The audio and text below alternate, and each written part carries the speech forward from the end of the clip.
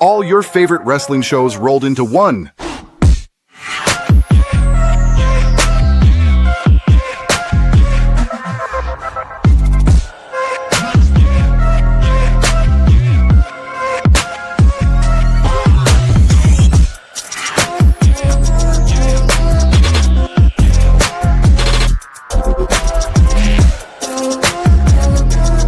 Welcome to the We Book It podcast. Let's start the show.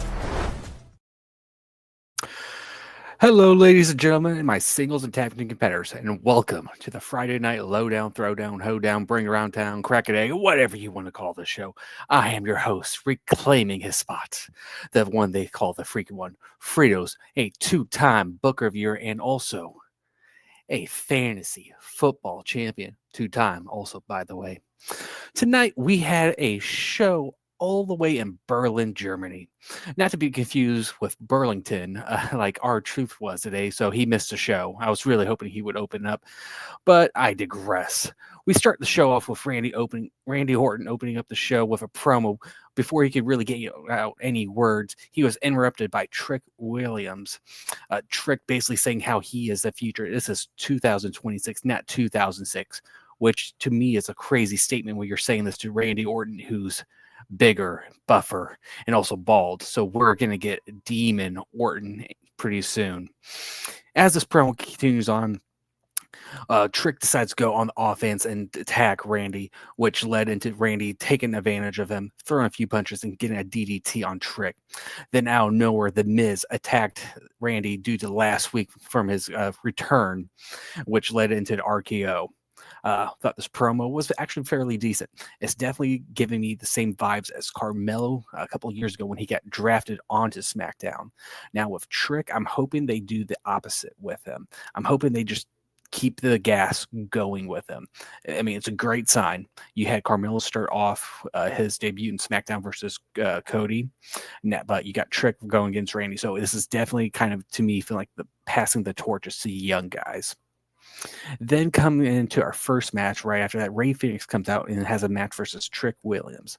We haven't really seen Rey Fenix in WWE in a hot minute. His last action was in AAA on December 20th, where he tag teamed with Rey Mysterio versus Dom in El Grande Americano. Rey Fenix made his way into the ring, bumped Orton as he passed others. This is his first official match on SmackDown. Both of the men locked up off this power, easy pushing Rey Fenix off the ropes. They traded a few falls, but Williams kept the upper hand. Ultimately, Trick Williams secured the win by holding the tides of Rey Fenix. I love this match. It's a great way to get the first win under Trick. The crowd's already over for him. Rey doesn't really need this, but I hate the booking lately for Rey Fenix. I feel he needs to switch over to the Raw side and join his brother. He's definitely in no man's land. He's just in the abyss, if you will. But for Trick, this is a great way of getting your feet wet within the WWE and the main roster. Then we had a little backstage segment with Giulia saying how she is ready to defend her championship. This led to our next match of the night versus Alexa Bliss. Ultimately, this was my piss break. Was not looking forward to it. Nothing against Alexa. It's Giulia. I still think she needs a little bit more time to grow for me. I'm not the biggest fan right now. I don't know what exactly their plans are with Giulia. I know she was fantastic in NXT, but I think they called her up way too soon. Ultimately, Giulia defeated Alexa, and afterwards, she was attacked by Nia Jax and Lash Legend. So, building up that feud for the women's tag division. Then we got our next match of the night, the MFTs versus Wyatt Six. We had an 8-man tag team match. We had JC Mateo out on the ringside, while Nikki Cross, of course, being out on ringside. The arena lit up with fireflies with the Wyatt Six made their way to the ring. It was great to see the crowd still going into, despite the WWE being consistent with their booking a bit. As we've heard from the forgotten Teddy Long, you're not forgotten by me, buddy. It kind of feels like they're just in no man's land. It's inconsistent with their booking. He's hoping that the tag titles gets off, and I think that's the setup they have here, that the MFTs are taking the titles from the Wyatt Six. Ultimately, MFTs defeated Wyatt Six due to Solo Sikoa taking the lantern, known to Bray Wyatt, and almost kind of distracting Uncle Howdy. Solid match. I mean, we were able to see the Wyatt Six in action. I love them, but definitely kind of build up the MFTs going further in this tag. Then backstage, we see that Jordynne Grace signed with the SmackDown side and had altercation with Alba Fire and Chelsea Green. And this leads into your next match of Alba Fire versus Jordynne Grace. And really nothing much to say here. We knew Jordynne Grace is the powerhouse in this match and making her debut. All the debut people had the victory, and she did. It was a squash within a few minutes. But it was more afterwards what happened. As Jordynne Grace, after was walking back to Gorilla, that's when Jade Cargill came out. And we have two alpha women going against each other here. And Jordynne for back to Jade. Jade taking the mic saying, just to let you know, this is my show. I'm that bitch. Had chills in my back. We've got a stacked division on the women's side in SmackDown. Now we add in Grace. We've talked about Bianca Belair possibly coming back. There is so much potential right now in the main events or the main title card for the women's on SmackDown. So I'm excited to see what the potential of the booking is with us. And we still got Tiffany Stratton potentially making a return soon. We keep seeing videos of her working out. So we definitely got to keep an eye on this women's division on the SmackDown side. Then we had a little backstage segment with Carmelo Hayes, The Miz, and Dragunov. As Miz was coming out from Nick Aldis, Carmelo came up and said, "You getting challenged?" He goes, "No, I'm going for the WWE Championship," which I'll talk about that a little bit later. Then kind of scared him, said, "Oh, Randy's there." And as he's walking away, Dragunov then comes up and Carmelo's like, "I wanted to defend the title against you again." It was a great match. Dragunov goes, We'll have another match, but I got something else in mind," and goes and talks to Nick Aldis. As Carmelo comes out, we wait for his U.S. Open challenge. Who is going to answer the call? And it's no other than Shinsuke Nakamura. And we kind of got the face version of Shinsuke. We've had that heel cool intro, but we got the classic face intro, and I love his high energetic coming out there, just pure energy, so fun. But this match was a straight banger, men trading blows, showing everything they have out in the ring, and ultimately Carmelo Hayes taking the win over Nakamura, which, yeah, right call. And also Shinsuke giving Carmelo his flowers at the end, raises his hand afterwards. And I would like to say we need to appreciate Shinsuke a little bit more. We've got a lot more guys in his age retiring, and we don't know how much longer we're going to have Shinsuke with WWE and wrestling in general.